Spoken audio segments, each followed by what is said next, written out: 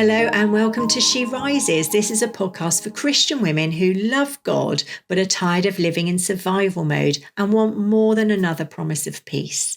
Here we explore foundations, identity and biblical worldview, learning how to rebuild wisely so our lives and our homes are shaped by truth rather than reaction and steadiness rather than strain.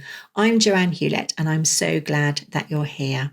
Now, there is a confusion in our culture and increasingly in Christian circles that equates intensity with depth. If someone feels strongly, speaks passionately, reacts quickly, or expresses emotion vividly, we assume that they are authentic. If someone is calm, measured, or slow to respond, we sometimes assume they are disengaged or suppressing something. But intensity and maturity are not the same thing. In fact, they can be very far apart. Intensity is immediate, whereas maturity is formed. Intensity reacts and maturity responds. Intensity feels more powerful in the moment. Maturity holds under pressure over time. And unless we examine this carefully, we can build our lives around intensity while believing we're growing spiritually. Now, imagine a disagreement in your home. It may be something small, a decision about schedules, money, discipline, or extended family. You feel strongly about it. You articulate your view clearly, perhaps even passionately. You justify your tone because you care deeply.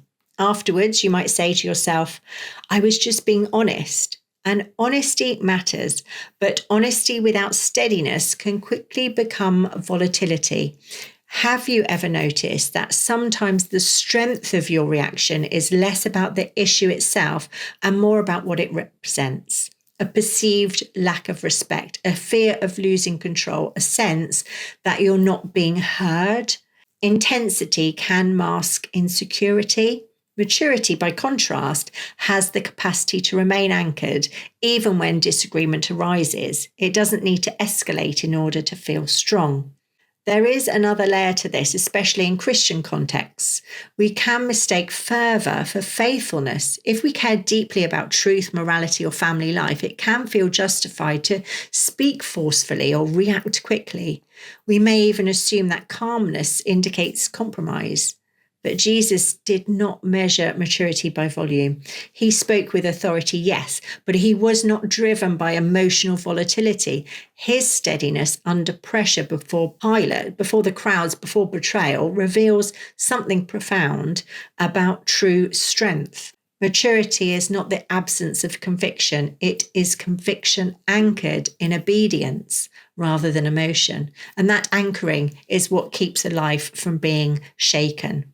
Intensity often runs on adrenaline. It feels energizing. It gives a sense of movement and control. But adrenaline is not a sustainable foundation. It produces spikes, not stability. A house built on unstable ground may stand impressively for a season, especially in calm weather, but when sustained pressure comes, cracks appear. Similarly, a life driven by emotional intensity can appear vibrant and committed, yet if it has not been shaped slowly by Christ's words, it may struggle when storms linger. Maturity, by contrast, is quieter. It's often less visible. It doesn't seek immediate validation. It's content to grow roots rather than impress observers.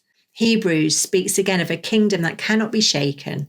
That's not adrenaline language, that's endurance language. Our culture amplifies intensity. Social media rewards strong reactions and decisive opinions. Algorithms favour urgency over reflection. Even within Christian spaces, boldness is sometimes conflated with spiritual authority. If we're not careful, we begin to believe that the louder or faster response is the stronger one.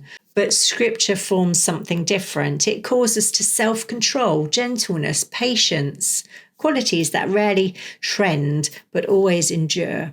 The wise builder in Matthew 7 does not build a house that dazzles in sunlight. He builds one that remains standing in rain. That's maturity.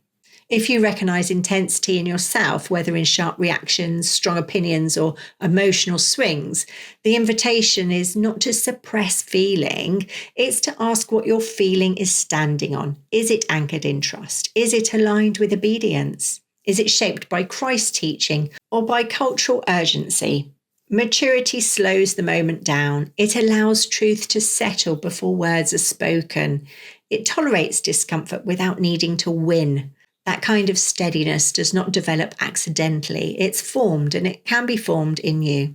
If you're beginning to see that some of what you've been calling strength may actually be intensity, this is where intentional formation becomes essential. Inside Rise and Restore, we don't simply talk about these distinctions, we work through them deliberately. We examine how emotion, belief, and obedience intersect, and we practice building responses that are anchored rather than reactive. If you're ready to move beyond intensity toward maturity, that space is open to you. You'll find the details in the show notes. So this week's gentle nudge, notice one moment where you feel strongly about something. Before you speak or act, pause long enough to ask, is this intensity or is this maturity? You may still choose to speak, you may still choose to act, but let the ground beneath your response be examined first.